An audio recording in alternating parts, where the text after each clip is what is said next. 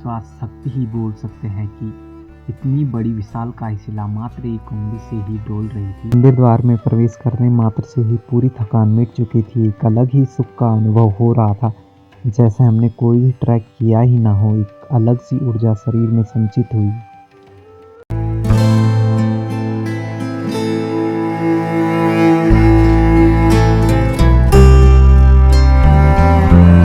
खूबसूरत सी location Moriyana top पर पहुंच चुके थे, जहां पर काफ़ी ठंड थी और नज़ारा बेहद ही खूबसूरत था। और जो कि बहुत ही खूबसूरत लोकेशन पे लोकेटेड है।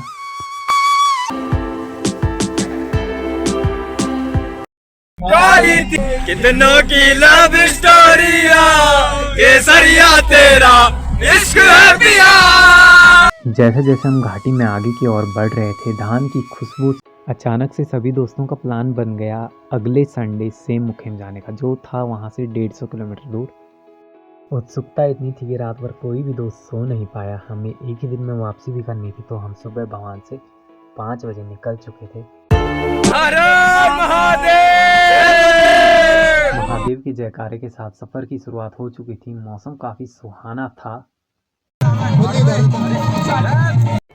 और सनराइज होने से पहले हम एक खूबसूरत सी लोकेशन मोरियाना टॉप पर पहुंच चुके थे, जहां पर काफ़ी ठंड थी और नज़ारा बेहद ही खूबसूरत था। मोरियाना से आगे का सफ़र भी हमने शुरू कर दिया था। हमें डर एक ही बात की थी, कहीं बारिश ना हो, क्योंकि बारिश सफ़र का मज़ा आधा कर देती। और जाना तो हमें पटारा से था, लेकिन वहाँ लैंडस्लाइड के कारण रोड बंद थी, जिसके कारण हमें चिन्याली सौड़ भेड़ियाणी बलदोगी होते हुए आगे बढ़ना पड़ा। चिन्याली सौड़ जो कि बहुत ही खूबसूरत लोकेशन पे लोकेटेड है।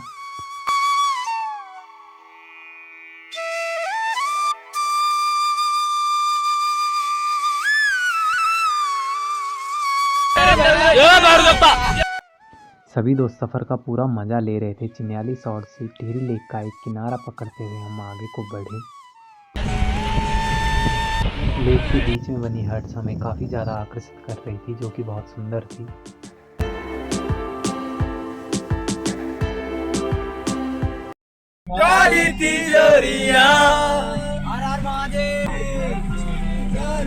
कितनों की लव स्टोरिया केसरिया तेरा इश्क है पिया।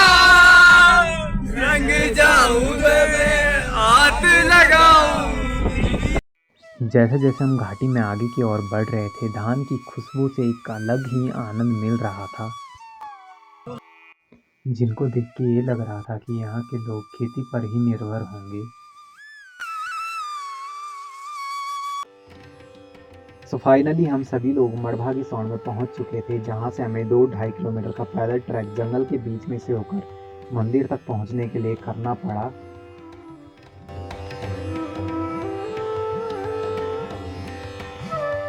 कभी भी ऐसा ट्रैक करें तो अपने पास पानी की बोतल जरूर रखें।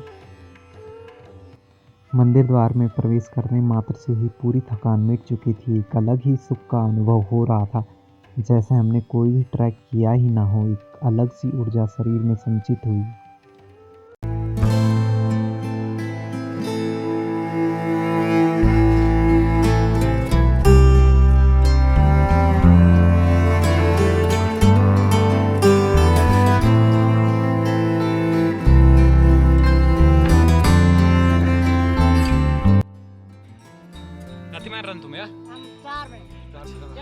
मंदिर में दर्शन करने के बाद हम सब निकल चुके थे एक खर की ओर। खर यानी बुग्याल, जिसका नाम था शतरंज सौड़, जिसे शतरंज भी बोलते हैं। यहाँ एक शिला में भगवान श्री कृष्ण के पैर छपे हुए हैं।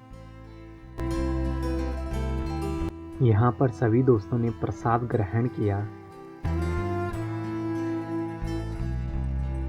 शतरंज में कुछ समय बैठने के बाद सभी दोस्त निकल चुके थे डुगडुगी सेन की ओर, जहाँ एक विशालकाय शिला मात्र एक उंगली के स्पर्श से डोलने लगती है। भगवान पे विश्वास है। अच्छा, और नहीं लिए तो हम अधर्मी हैं।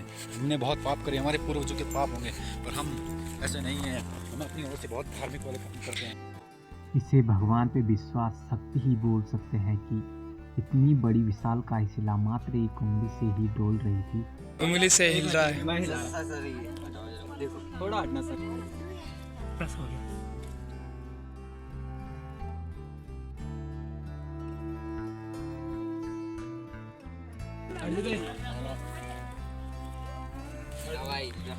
देखो जय माता जोर मार दे यार, मैंने बोला ही होता कि नहीं होता। उड़ो दे उंदर छंद बस के शिला को एक उंगली से हिलाने के बाद जो खुशी मिली वो शब्दों से बयां नहीं की जा सकती। सभी के साथ दर्शन करके हम सब लोग निकल चुके थे घर की ओर। जगह इतनी खूबसूरत थी कि जिसे जितना निहारो उतना कम था। वापसी के समय सभी दोस्तों ने डिसाइड किया कि डोबरा चांटी होते हुए घर की ओर जाएंगे।